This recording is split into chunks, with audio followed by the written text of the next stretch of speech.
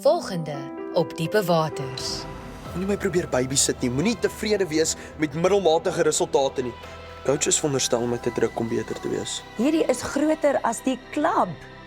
Dit gaan oor 'n jong man wat in ernstige gevaar is en ek gaan nie op die kantlyn staan en toe kyk hoe hy sy lewe verwoes nie. Ek het 'n paar goed om te doen vir die dag. En dit is? Vandag vat ek my lewe terug. Ons wou met jou gesels het oor Alice. Ons is op soek na haar. Ons is regtig bekommerd oor haar. Ons is pas getroud. Ons moet verby mekaar se foute kyk en net in mekaar se oë verdrink. Carla, jy het nie die vloer droog gemaak nie. Sorry. Hoe jaag jy iemand weg as jy met hulle kind sit? Ek wil niks verder hoor nie, Henry. Hoe kon jy ons gesin so in gevaar stel? Om dit rustig te vat is nie hoe die verlewenswerk nie. Jy kan afvat, ek sal my kind afrig. Afvat is nie deel van ons nie. Ja, en ek snork ook nie as prins nie. Ek weet nie as ek snork nie. Wat is ek veronderstel om te doen? Ek weet nie, wat is ek veronderstel om aan my tande geknersery te doen? Daai mense het nie eens gehelp nie.